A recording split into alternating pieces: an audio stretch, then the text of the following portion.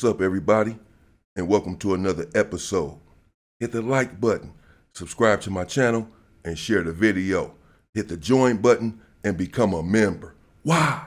Well, members get exclusive content. Hit the bell icon on my channel so that you will receive a notification every time that I drop a video. And you can go and check the video out and support me, support the content, support the Go Up movement, the State Free People movement. This story takes us to Calipatria State Prison, and it transpired on May 5th of 1995, where some East Coast Crips there on A Yard ran into the program office and stabbed up 5 COs, one of them being a female sergeant. In fact, she was the first person that was attacked. And it happened because even though the newspapers tried to act like they didn't understand why such an incident would occur, the truth is everyone knows what happened. First, you have to understand the culture at that time in 1995.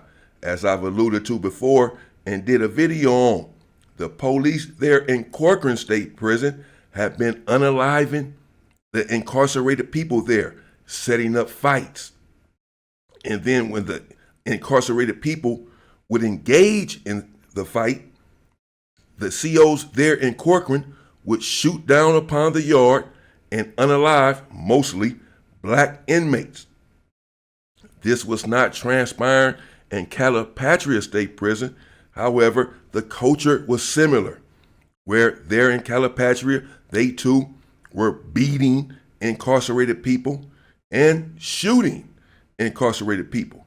They just were not necessarily setting up the fights and betting on the fights like they had been exposed to have been doing there in Corcoran State Prison. But again, the culture is still the same in 1995 in most of these prisons.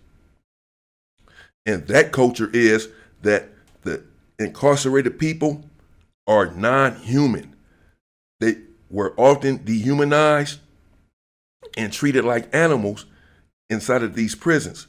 The staff there, the government, had it in their minds and in their hearts that people who were incarcerated were criminals and the scum of the earth and did not deserve rehabilitation and were perhaps beyond rehabilitation. So this was the atmosphere there in Calipatria State Prison.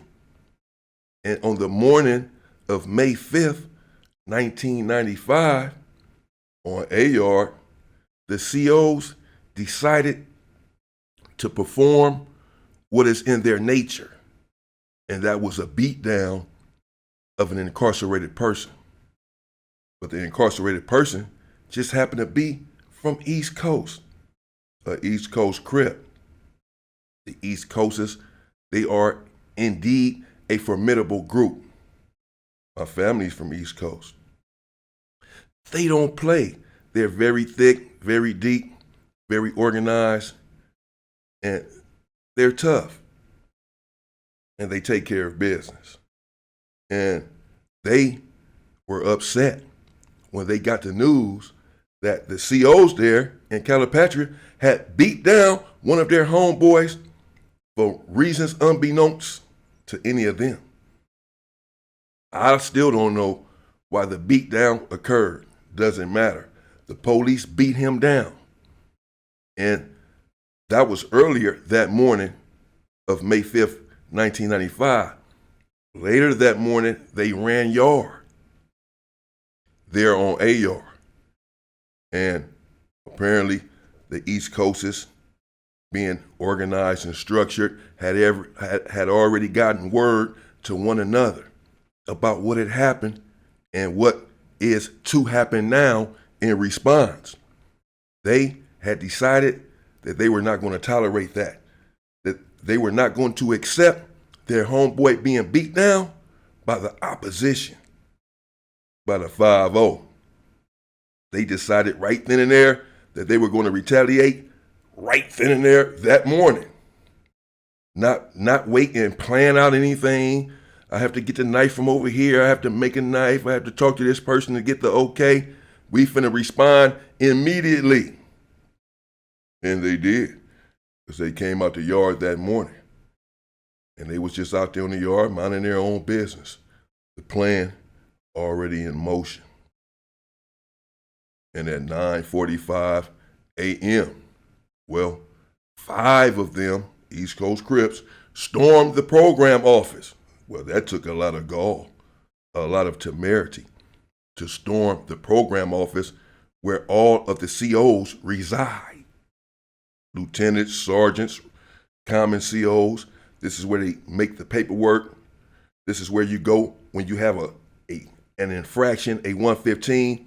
They send you to the program office to have the hearing, your write-up hearing with the sergeant or lieutenant, etc. And when the COs are on break, they go in the program office to eat. All of this, they're all concentrated inside of the program office.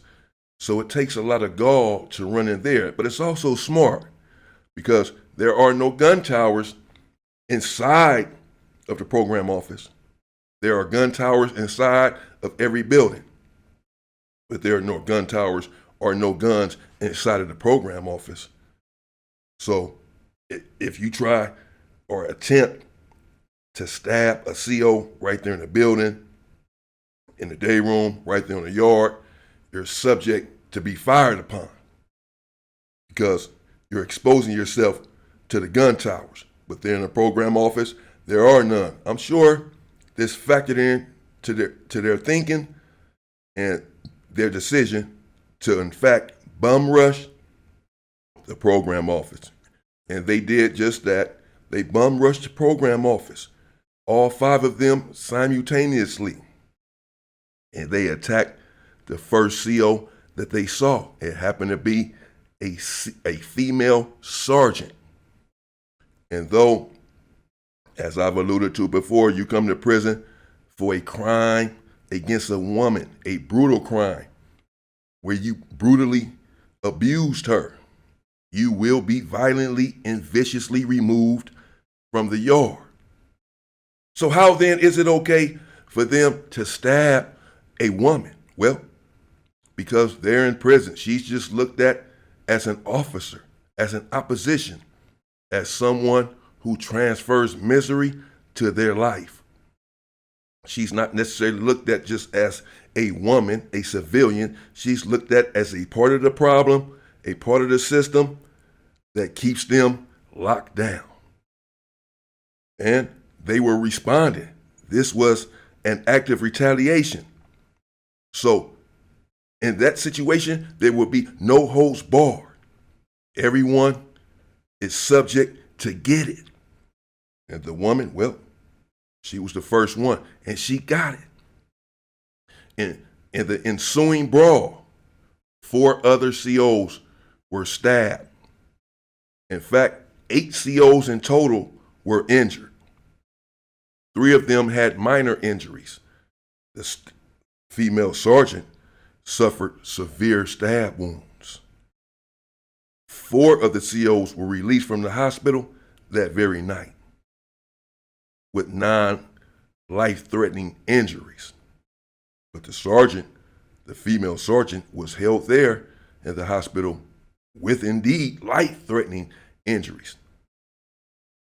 Other COs had bum rushed the program office and were eventually able to disarm the incarcerated people and constrain them. They put them in a hole. And of course, they were very upset since the culture is already ripe and replete with misery and hatred and excessive force. Well, what more of an incentive do the police have now to brutalize these men after they have stabbed a woman and a sergeant at that? So they are very upset. The brass, the COs, they're pissed that These dudes, for one, bum rushed the program office with unmitigated gall. And then not only that, they stabbed a sergeant, someone higher ranking than a CO. Not only that, they stabbed a female sergeant, adding to the angst and anger of the opposition. And so when they got to the hole, they separated them and then transferred them to Corcoran State Prison, where all of the unalivings had been happening. Was this coincidence? Happenstance? That they transferred them to Corcoran State Prison, where the COs at this time had not been exposed yet and were still vicious, unaliving, and beating upon incarcerated people. I know I was there in 1995. I got there in February of 1995. And so when this situation happened in Calipatria, I knew, and we all knew all about it there in Corcoran. It had made the prison news. And when they transferred the dudes from East Coast there, we all knew that too. That they had made it there to the prison. And when they got there, well, the COs, they beat them. They cut their hair off. Some of them had braids. They got them down with a razor, a knife, and literally cut their hair off, left patches in their head. Again, this is the same Corcoran that's unaliving inmates, and the same Corcoran that when you get off the bus, coming from wherever you're coming from, they would have a squad there that would beat you and say, "Welcome to Corcoran. Don't look at me, face this way," and beat you down. As a reminder that you're now in their house, that they run the show. So they had no problem with beating the dudes from East Coast. They were already accustomed to beating incarcerated people and even unaliving them. And Calipatria State Prison knew that once they transferred them to Corcoran, that their days would be numbered. That the COs there in Corcoran State Prison would pull off some sort of felonious caper and harm, if not brutalize, if not unalive, these dudes from East Coast. And when they got there, they indeed, again, cut off their hair and brutalized them